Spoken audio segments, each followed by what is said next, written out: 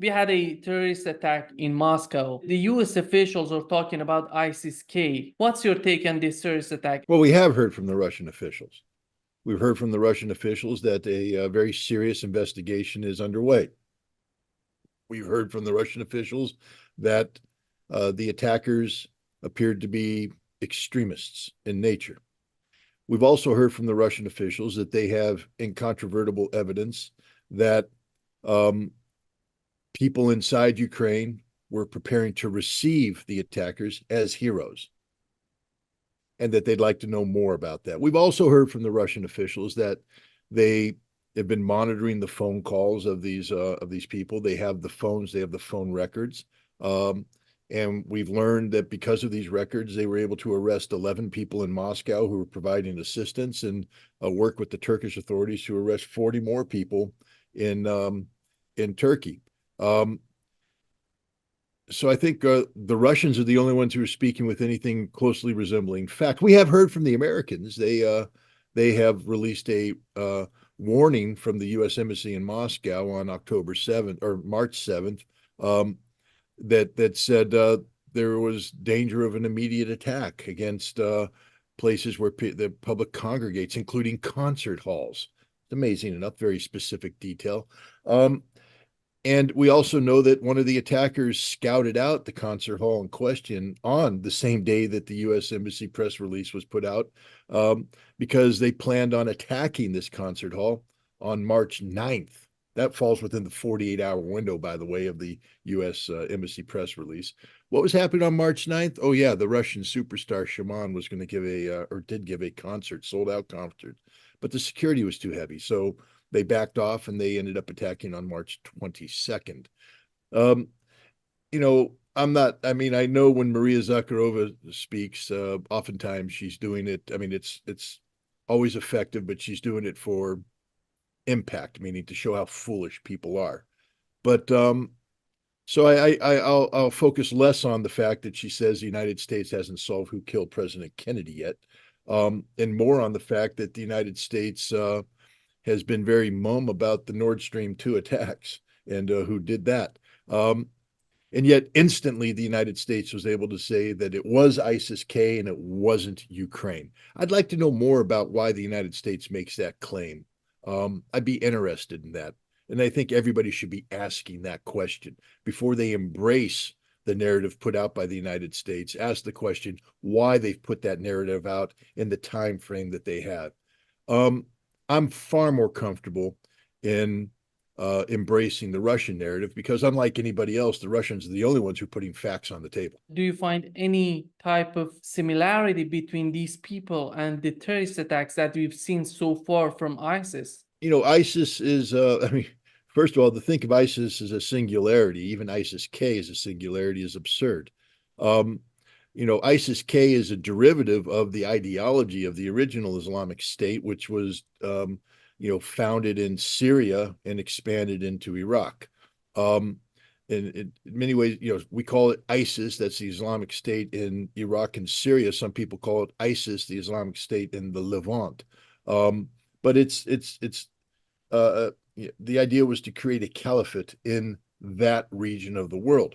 ISIS-K is a group that was born in Afghanistan out of frustration of many militants had with the policies of Al-Qaeda and the Taliban, which they deemed not to be sufficiently Islamic enough.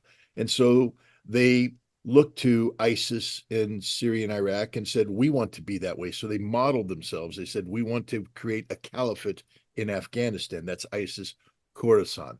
Boko Haram in Africa has affiliated itself with ISIS. So has other West African Islamist groups. And then we see around the world, there are people who will say, I'm motivated by ISIS, so I will act as if I were ISIS, and then ISIS after the fact takes credit for that. So to sit there and say that there's an ISIS playbook is wrong. There is no ISIS playbook. And so it's impossible to sit there and say that this attack modeled itself under past ISIS practice or was a deviation from, therefore we shouldn't pay attention to it. We just should look at the attack itself. Uh, you know, these aren't serious Islamists. They don't respect their religion. They attacked on Ramadan. They gave the Shahada incorrectly, or at least in a way that didn't show pious regard for the sanctity of the Islamic faith. Um, they weren't acting out of a deep religious belief. Many militants, when they carry out actions on behalf of ISIS, are choosing martyrdom and are seeking to go to heaven and get their heavenly rewards for martyrdom in the name of Islam. These were mercenaries, people who were recruited for money to carry out an action for money. They planned on surviving. They had an escape plan. Um, I think we should spend less time, saying, were they or weren't they ISIS, and more time saying, what were they? Forget ISIS. It's a cover story. It's something that's thrown out there to divert attention away from what is really happening here. And what's really happening here is that Ukraine, using a tool which made itself available, whether the tool is Islamic militants or some other tool that was disguised as Islamic militancy, Ukraine used this tool to carry out attacks on Russia. We have Budanov, the head of the Ukrainian military intelligence. We have Melnik, I think his name is. I might be pronouncing that, the head of the SBU, bragging about this attack, bragging about similar attacks. Uh, let's stop talking about ISIS and ISIS-K, and let's focus on the problem. Ukraine and Ukraine's primary facilitator, the United States. We know that these people were Tajiks, and do you think they were part of those people that Ukrainian embassy recruited in Tajikistan? We'll find out with the investigation. I doubt that they are people that were recruited by the Ukrainian embassy in Tajikistan because, from what I understand, at least two of them, and maybe all four of them, were residents of Moscow, already in Moscow. But that doesn't mean we ignore the fact that the Ukrainian embassy was recruiting Tajiks, because that shows an interest on the part of Ukraine in a ethnic group that has winnowed itself into Russian society. Russia has, immigration. Some of it's legitimate, some of it's illegitimate. Russia makes use of Central Asian immigrants for to provide, certain labor skills, construction workers. Basically, I call and this is a horrible thing to say, but it's unfortunately accurate. The Central Asians are the Latinos of Russia. How the United States abuses Latino immigration to bring in undocumented aliens on purpose to allow the creation of a subclass of human beings, quasi slavery, to do the jobs that gringos, white people don't want to do. That's somewhat mirrored in Russia with how they treat the Central Asians. I'm not saying it's a direct comparison. I'm saying it's a loose comparison, but it's there. Um, and these populations can be exploited for by criminals, by black marketeers, by human smugglers, by drug dealers, and by foreign intelligence services. In the same way that the Kurdish population of Baghdad in the 1990s was exploited by the CIA, by British intelligence, by Israeli intelligence, by Jordanian intelligence, by Iranian intelligence, taking advantage of a ethnically separate group that existed legitimately, was there, had every right to drive taxis, own hotels, own apartments, buy food. But then, because they're separate, can create a safe haven for people who are now seeking to operate out of the spotlight of government control. I know this because I personally was involved in using the Kurdish population of Baghdad in Iraq as a facilitator of intelligence collection. So I know that's how this works. I'm not being hypothetical here. So I know for a fact that the CIA, British intelligence, Ukrainian intelligence, drug smugglers, human traffickers, black marketeers are using the Central Asian population as a highway to avoid mainstream activity that is detectable by the Russian government, to stay out of the spotlight. And so I don't think we discount what the Ukrainians were doing in their embassy in Tajikistan. I think we use that as evidence that shows there is an interest on the part of the Ukrainians to develop connectivity with the Tajik community inside Russia that can be used for nefarious purposes. They train these people in Turkey. There are some reports that they're talking about these trainings were done in Turkey to prepare these people. Like I said, the investigation's still ongoing. But that's a possibility that they were trained in Turkey. It doesn't advance any theory in and of itself. Remember, I guess we need to introduce your audience to the concept of covert. Let me remind you what covert means. It means it's deniable. It means that as you set up the operation, you are doing it in a way that will never allow it to come back to you, will always allow it to be seen as something else, so that if it gets exposed, it's deniable. We weren't involved. We didn't have anything to do about that.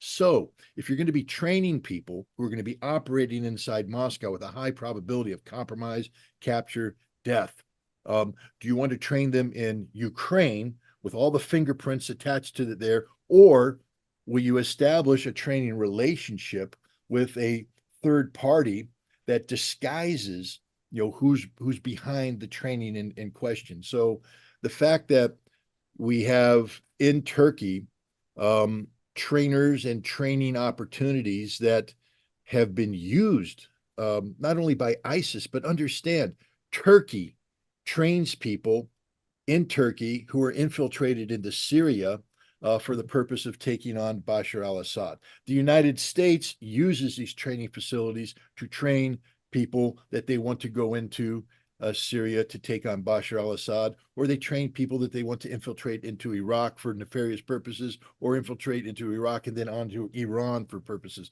The British do the same.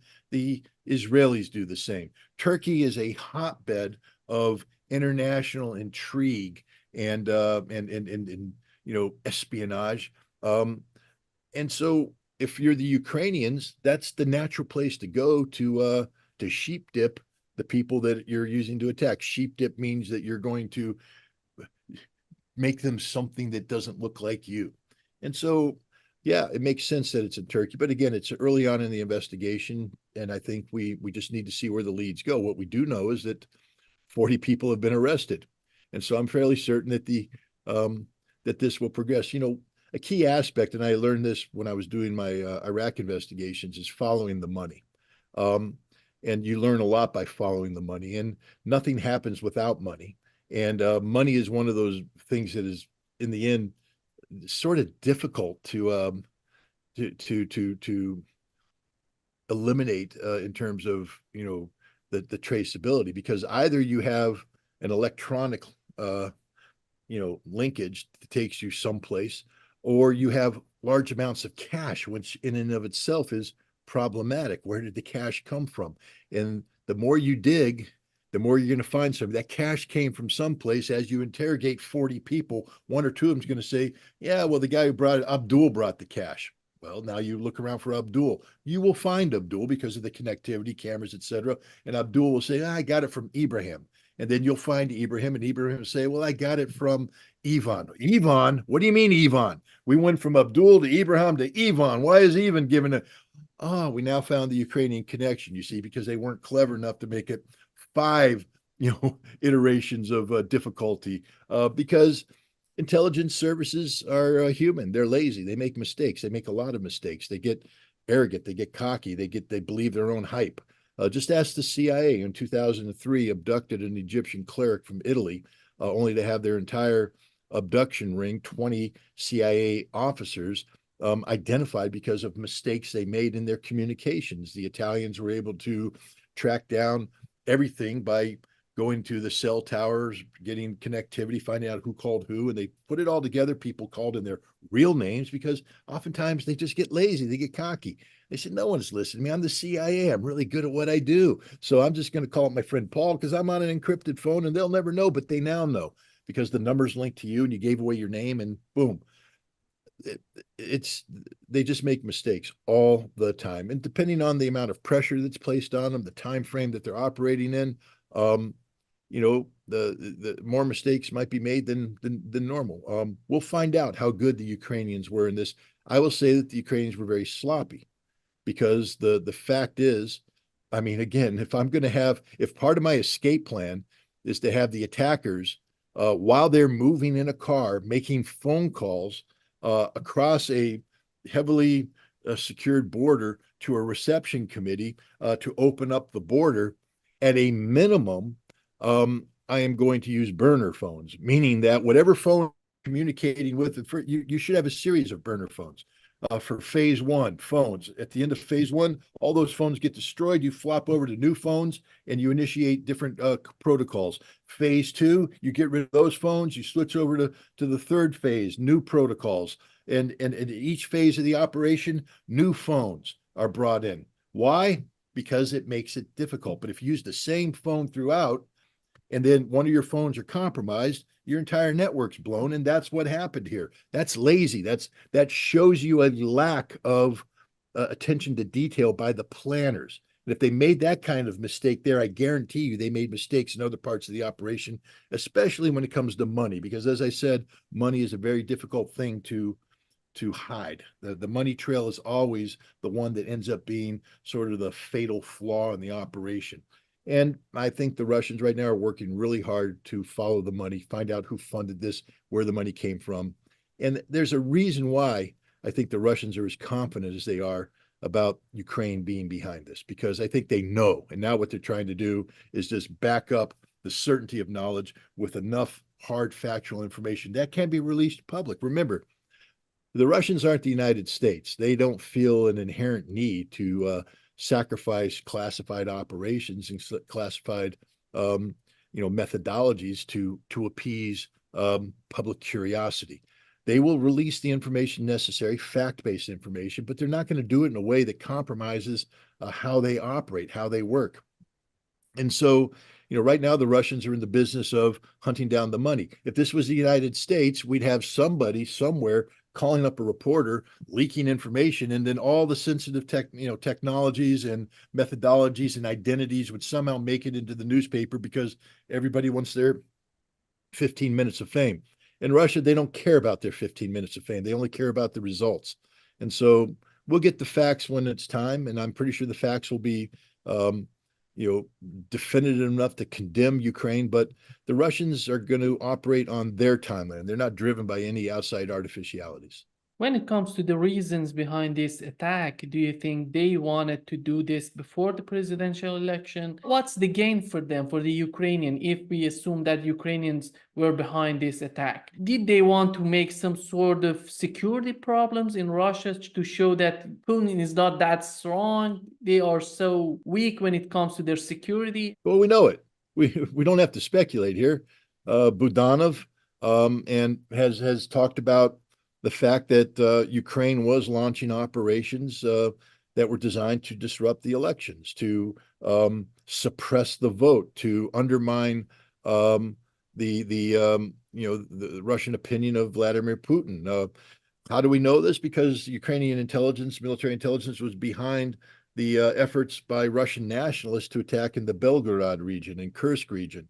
And the leaders of these nationalist groups have come straight out. We're doing this to disrupt the elections. We're doing this to disrupt the elections. So Russian nationalists, organized by Russian intelligence, is attacking Russia to disrupt the elections. Disrupt it in two ways: undermine confidence in Putin and suppress voter turnout. There's two important data points that came out of the presidential election. One is the one that in the West we focus on, 88% support for Vladimir Putin. But see, we focus on that because then we like to attack it by saying, yeah, but he had no real opposition. So of course you got 88%. But the most important number, and first of all, I love Maria Zakharova coming back saying, well, at least he had some opposition. I remember the BBC reporter, she said, "What opposition did Sunak have? None." So don't lecture Russia about democracy. And again, in the United States, I mean, we instead of one person, we got two, Trump and Biden. Is that really a choice? No. Did the American people really? So this notion about a lack of options for the Russians is absurd. They had the best option available. The guy who saved them from the catastrophe of the 1990s, who saved them from the expansion of NATO, and who saved them from the disaster of Ukraine. If you didn't have a strong personality like Vladimir Putin, Ukraine would be part of NATO today, and NATO would be continuing its policy of breaking up Russia, destroying Russia, and bringing the Russians back to the decade of the 1990s. So was there really any other choice for the Russian people? No.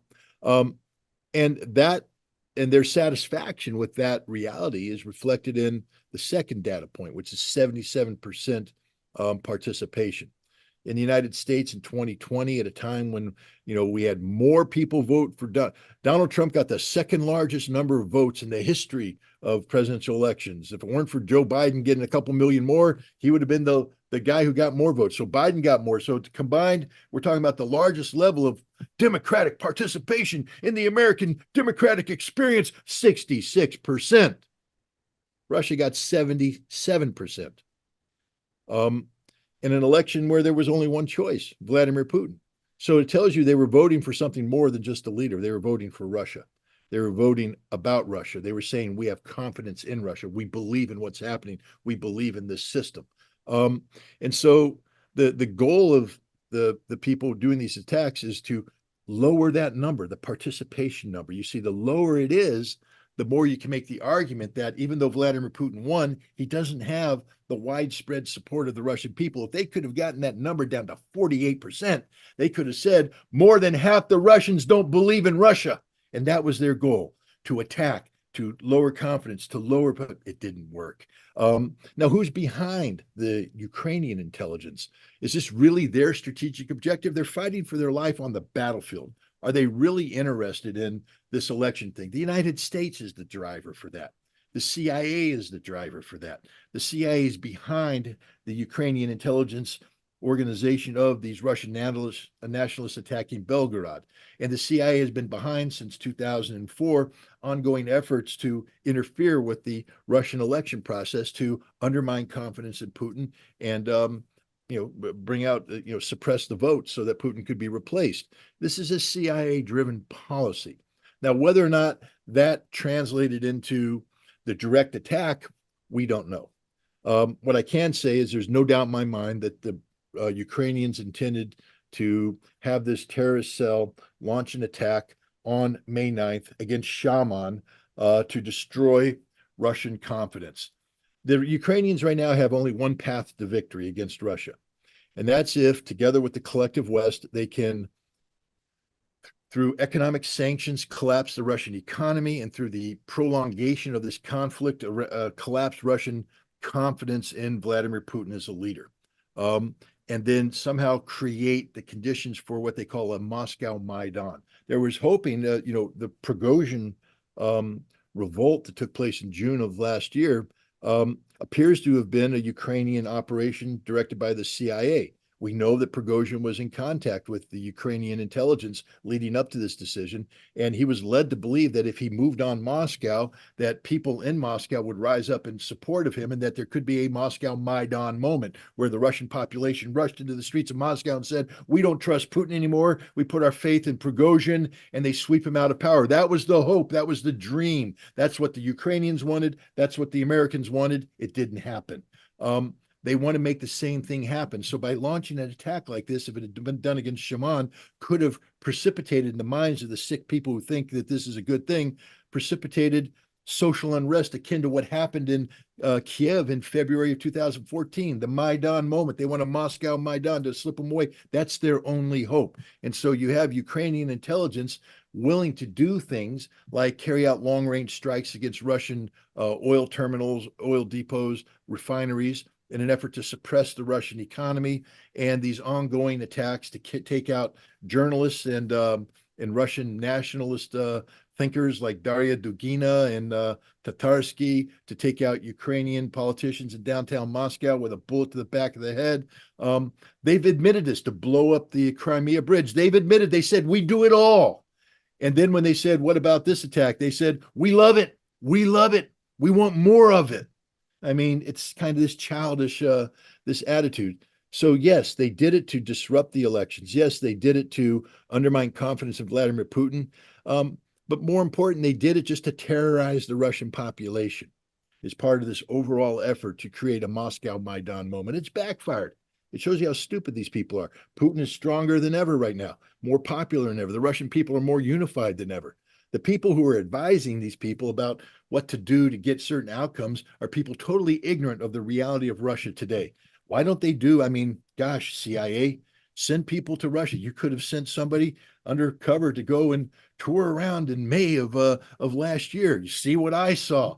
You'd say, wait a minute, these people are pretty united. You could have come with me in December and January and seen a united people, a strong people, a resilient people. Then you could have gone back to NATO or to Langley headquarters and said, this is insanity what we're doing. It's supposed to be an intelligence organization, mean intelligent, smart, fact-driven. But they're not. They're people who have totally lost contact, connectivity with Russian reality, and they're operating under this fantasy-based system where they've allowed anti-Putin sentiment and emotions to dictate, a new reality that's so divorced from what's really going on, to create this fantasy world that allows them to think that by carrying out an act of terrorism in downtown Moscow, they're somehow going to bring Russia down. It's crazy. If we finally find out that Ukrainians were 100% behind this terrorist attack, do you think that the desperation that they're feeling on the battlefield is part of this terrorist attack? Because we know that Victoria Nuland was talking about a nasty surprise for Russians, and she was talking about asymmetric warfare. This is part of that policy, in your opinion? But that's been the policy from the very beginning. The West has always known that Ukraine will not win against Russia. Ukraine can't win against Russia. It's physically impossible. Please put on your thinking cap. How can a nation this small beat a nation this big? Isn't going to happen, was never going to happen. It was always about prolonging the conflict enough to cause enough harm to Russia to create a shift in the domestic political mindset of the Russian people, when combined, if combined with the collapse of the economy, could lead to the overthrow of Russian government from within.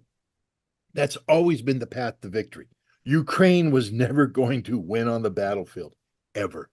Everybody knew it, except maybe a handful of Ukrainians. But even Ukrainian generals had to know the reality. They knew they were fighting for time, hoping that if Putin got away, then the West could prevail on the new Russian government to give Ukraine its territories back.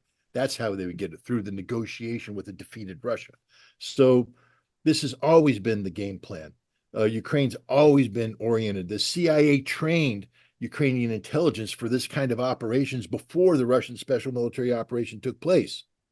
So no, this you can't say that this happened only because of the deteriorating conditions on the battlefield. This was going to happen no matter what. The Ukrainian nationalists, again, people who are psychologists and sociologists, it's an interesting study to take a look at the sources of their hatred towards the Russians, because they hate the Russians. They dehumanize them. They call them orcs. They call them subhumans. And this isn't a new phenomenon. It's a phenomenon that dates back to the beginning of a modern Ukrainian nationalism. Stepan Bandera, Petliura, others always viewed the Russians as subhumans, the Poles as subhumans. They've spoken of the pure Western Ukrainian, stereotype that's so pure that they felt akin to the Aryan supremacy of Nazi Germany. These are sick people. These are truly a sick people. They're raised from childhood to hate, to believe that they are ethnically and racially superior, and they abuse people. They're cruel to people. They are pre-programmed to do things like Bobby Yar, like to be members of the ISATS commando, or I'm sure I'm butchering that word right now, but the death squads, the German death squads. This is what they do. This is what they love to do. This is why they don't scream out when organizations like the right sector appear. They don't scream out when the Azov regiment appears. They don't scream out when 48 Russians are burned to death and their dead bodies are desecrated by Ukrainian politicians, members of parliament who run around and kick the dead bodies looking for more.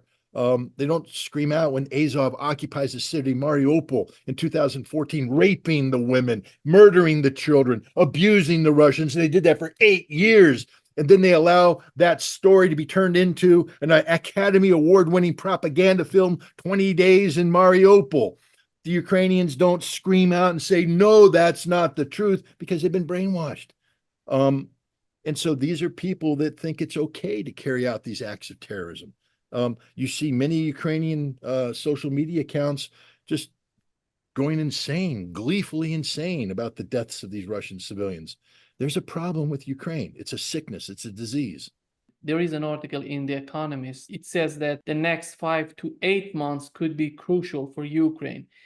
It points out various elements about the Ukrainian manpower, the ammunition that they're receiving, the likelihood of Trump winning the US election, and the possibility of a Russian offensive on Ukrainian. In the next 5 to 8 months, how do you see the battlefield? Well, first of all, come on. You and I have been talking for some time now. How long have I been saying that ammunition is going to be a problem? Forever. How long have I been saying that manpower is going to be a problem? Forever. How long have I said that equipment's going to be a problem? Forever. Training is going to be a problem? Forever. So for the economists suddenly to wake up and say, oh, this might be a problem 6 months from now. No, it's happening right now as we speak. Ukraine won't survive another 5 to 8 months under the current conditions. I don't know if people saw what's happening in Kharkov right now.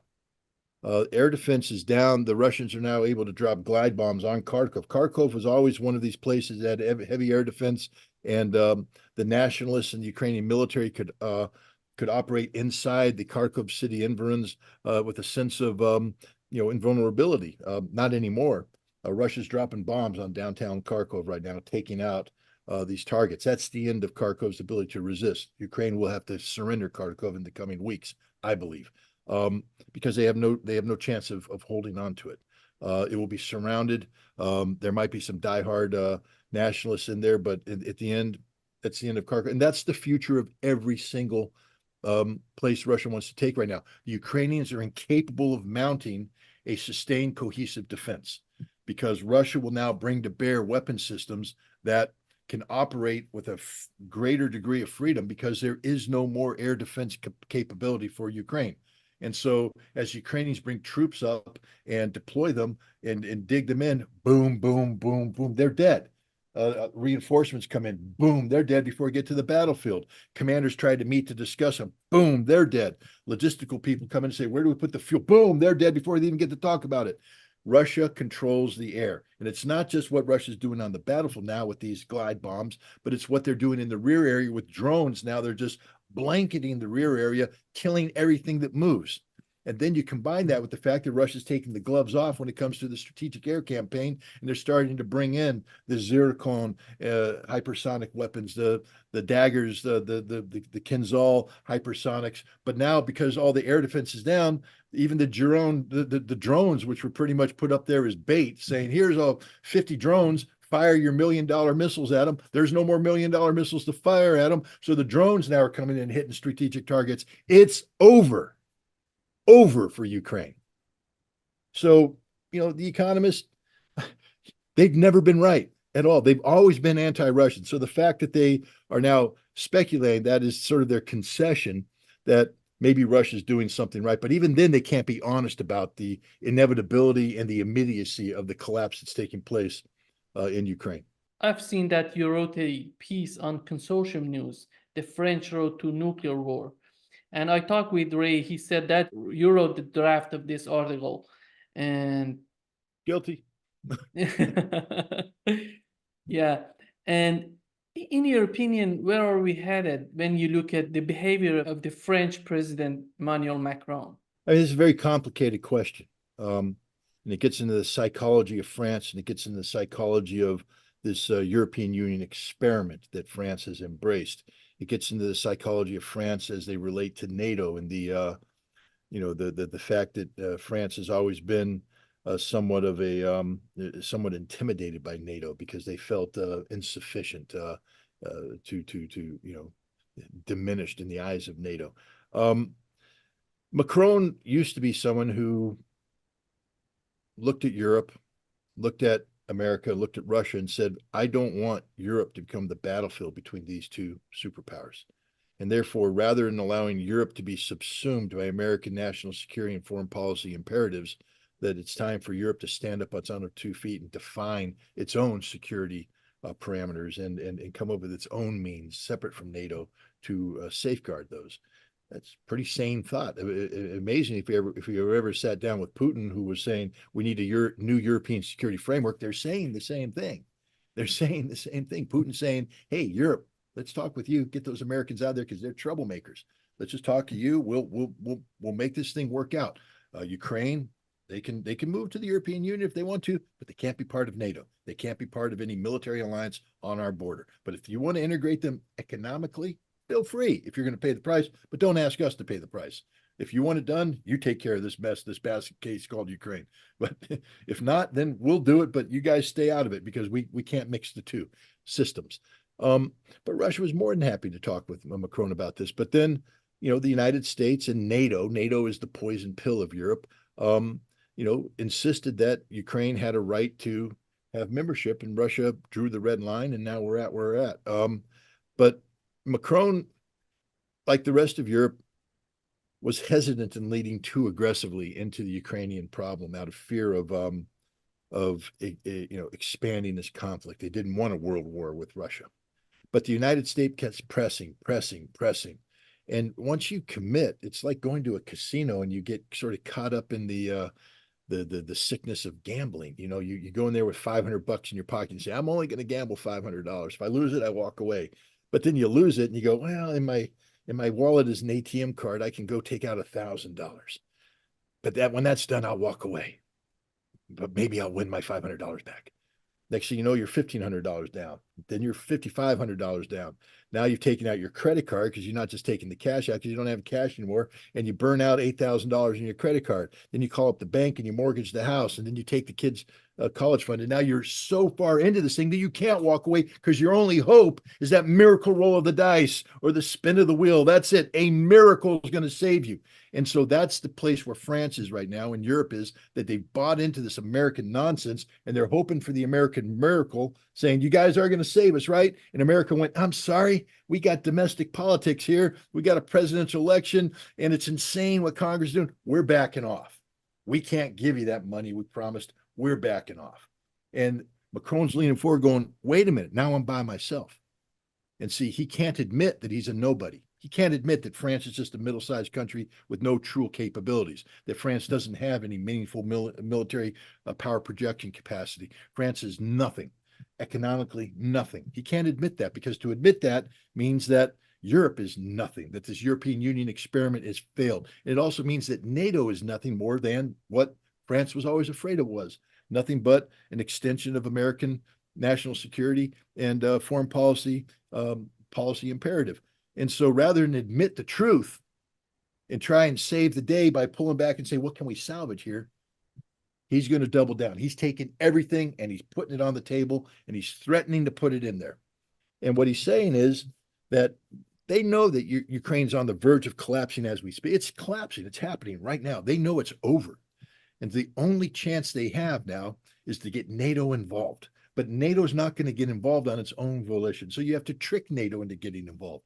So the French are going to trick NATO by getting involved by putting in a tripwire force, 2,000 men, capable of being expanded to 12,000, able to be brought up to 20,000 if you bring in Baltics. And once you get 20,000 in, if you get the Poles, the Brits, and others to come in, you might get that number up to 60,000. And if you bluff the Russians into not attacking, that 60,000 can be converted instantly into a NATO force through an Article 4 meeting. And now we have NATO troops in Western Ukraine, project air power over, and you've saved the day. You suddenly have salvaged the situation. The problem with that scenario is that the Russians aren't playing ball. They've already said the first French boot that lands on the ground, we kill it. You want to put 2,000 French boots on the ground, we'll kill them. You want to put 60,000, we'll kill them. You are never going to get that force in play. And now France is sitting there saying, okay, if they do that, how do we handle this now? Okay, so we put the French forces in. Now they're going to attack. Now we're going to surge aircraft in. They're going to shoot those down. So now we're going to turn to NATO and say, are you coming to save us? And there's the gamble. Is NATO going to say yes or leave France hanging? Um, and there's the question for Joe Biden right now in a presidential election year. France is putting him on the line. Is Joe Biden going to say, no, we're walking away from NATO after all the sound bites where he says, this is a sacred mission. We will never walk away. Is he going to walk away? Or is he going to say, God, I'm running for president. I've got to, we're not walking away. Unleash the Kraken, send in the airplanes. And now Russia goes, wait a minute, those planes took off on NATO territory. And so Russia then takes out all those facilities using assets that come from deep inside Russia. So now NATO says, well, we have to retaliate against them. And they send a strike package in to take them out. They hit Ingalls Air Base where the Bear bombers were. But some of those Bear bombers are part of the strategic nuclear deterrence. And they now just took out part of Russia's strategic nuclear deterrence, which under Russian the nuclear doctrine means you've declared nuclear war against Russia, equivalent, and Russia's going to nuke you. And now Russia will nuke decision-making centers in Europe. It will happen. Russia's not bluffing. And then Joe Biden's going to be sitting there going, well, I'm trying to call London, but they're not picking up because it's a smoking hole. At Paris, no, they're not there either. Brussels, no, nobody's there. Damn. And the Russians are going, do you want a piece of this? And now Joe Biden has to make the decision. Do I want to sacrifice America? Because there's no coming back from this. If you fire the missile against Russia because you have to prove you're a man, everybody dies. That's the danger of this. And it's a real danger because the French are desperate. They have the desperation of a gambler at the table who can't walk away from the table. And they're getting ready to go all in. But the problem is, it's not just their asses on the line. It's all of our asses. And that's why I wrote the article, because it's imperative that people understand where we are right now and how dangerous this situation is. The other thing would be these Taurus missiles, these long-range missiles that can hit the Russian soil, some targets in Russia. Do you think that would be a path to escalation to some sort of nuclear war? No, not at all. Russia's already made it clear they're not going to drop a nuclear bomb on Ukraine. First of all, okay, so they strike. Russia's made it clear they can make Ukraine disappear in a day using conventional weapons. They're getting ready to make that point over and over and over again now. So, Russia's winning this war. Russia's won this war. Why are they going to change the algorithm now? So Ukraine fires a Taurus missile and gets a lucky hit, kills some people, blows up a bridge, etc. So Russia's now going to overreact and throw away everything they've worked so hard to get to here? No, Russia will just continue, maybe accelerate a little bit more, bring in a little bit more pain, but you're going to keep the course, keep it confined to Ukraine. Now, if those missiles are on board aircraft that take off from Romanian air bases or Polish air bases, that's a different question altogether. That's a direct NATO conflict, and then we're on the highway to hell. But Russia's accepted the fact that the Ukrainians are suicidal right now. You got to understand, I mean, it's an imperfect analogy, but have you ever done training as a lifeguard or anything like that, where you have to go in after a drowning person? And what do they tell you? The drowning person doesn't realize you're coming in to rescue them. They're going to be hitting you. They're going to be thrashing. They're going to be headbutting you. They're going to be trying to drag you down to save themselves. That's Ukraine right now. They're in the ocean. They're thrashing. They're dying. And anybody who gets near them is going to be dragged under by Ukraine. That's the fact. Since Biden took power, if you remember in his first interview with CNN, the interviewer was talking about, do you consider Putin as a child killer? And he said, yes, I think he is. And just yesterday, he said again that he called Putin a butcher. When it comes to this type of name calling people, specifically when it comes to the leaders of these superpowers, Putin, what they're seeking in this type of behavior that they're committing, it doesn't seem that it's going to end up to anywhere good for the U.S. foreign policy. Well, I mean, all Biden did is disgrace himself and disgrace the United States. It's just, first of all, it's just somewhat not only ironic, but hypocritical for Joe Biden or any American president to be throwing names around. every American president is bathed in the blood of innocent civilians from around the world. Joe Biden, first and foremost amongst them, not only from his time as president, but his time as vice president, his time as a senator. I remind everybody listening, Joe Biden was in favor of the invasion of Iraq. Joe Biden is in favor of every military intervention America's made. There hasn't been a civilian population he hasn't been willing to drop a bomb on. So, if anybody's a butcher, if anybody's a killer, it's Joe Biden. But you don't see the Russians making that claim because the Russians understand that Joe Biden represents the American people. He is the leader of the American people, and that's not how you do business. You don't call people names. You have to sit down with these people and try and deal with them from a place of mutual respect. That's the only way you're ever going to get responsible dialogue, diplomacy that resolves these issues short of war. So the Russians aren't in the business of name calling, although they're in a better position to call people names than others. But the other thing it shows is that it means that the United States has no real policy. You see, if we had a real policy, with Russia, we would be focused on that policy. We'd be focused on executing that policy. What happens, I think you guys, people who are on social media see this a lot. You get into a discussion, somebody says something, you respond with some facts. They counter, you should respond with facts that they can't respond to. So they go, well, you're a fat loser who lives in your mother's basement. Well, no, but what does that have to do with what we were just talking about? Nothing, but they don't have an argument anymore. So as Russia confronts America with the emptiness of its policy objectives, not only in Ukraine, but in Israel, around the world, as Russia outflanks America diplomatically everywhere, Joe Biden is left with nothing but to say, he's a butcher. Makes him feel better. Makes him feel like he won the debate. But he didn't win anything. He just debased himself, debased America, and undercut any hope America has of trying to get Russia to the negotiating table. Because what incentive does Russia have to enter into negotiations with the United States when their commander in chief is speaking in such baseless derision about the Russian leader?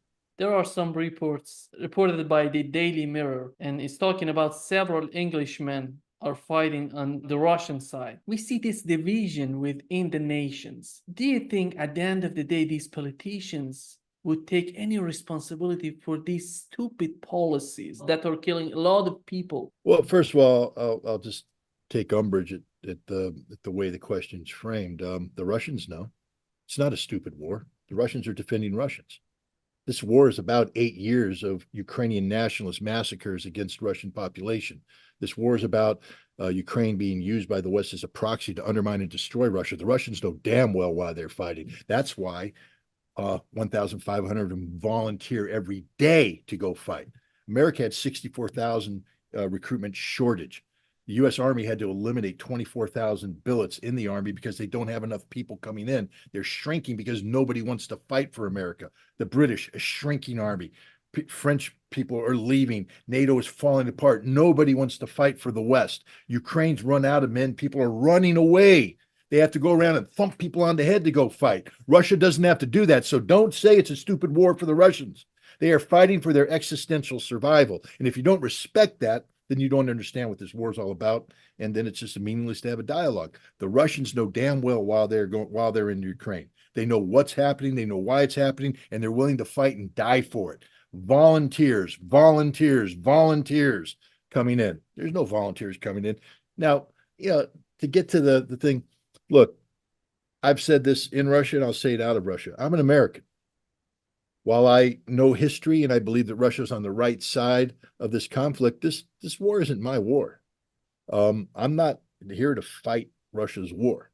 I'm here to educate Americans about the reality, educate foreigners about the reality of the conflict so they can better understand it, put it in perspective. But it's up to Russians to fight this war. So I always take a little bit of umbrage when I see foreigners fighting on the soil. As an American, I only fight for my country. I'll put the American flag on my shoulder. I'll go off and I will fight and die for the American cause.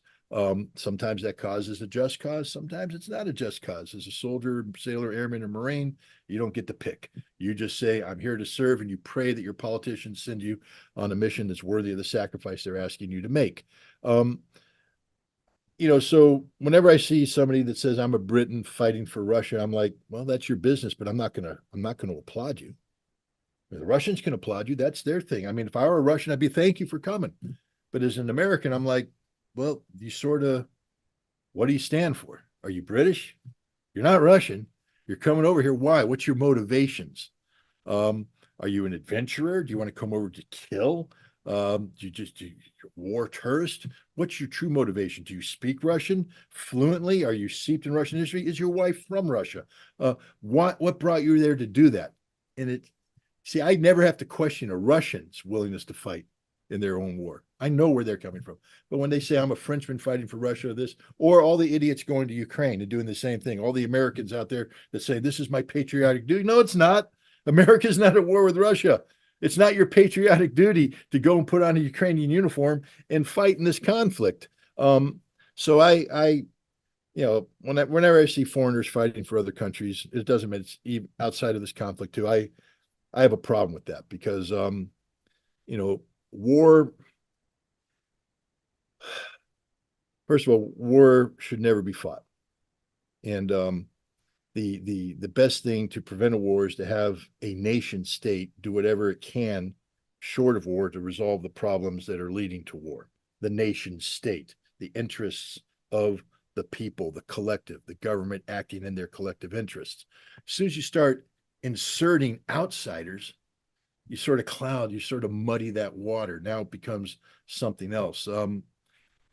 I think, war, if it's going to take place, should be pure. And what I mean by that is a pure conflict between two competing nations or two competing coalitions where national interests are on the line, because the only way you're going to resolve the war is when people redefine what their national interest is. All these people that come in are fighting as foreigners. They're just there to fight. They're just there to pull triggers. They're just there to kill. They're just there to get a thrill.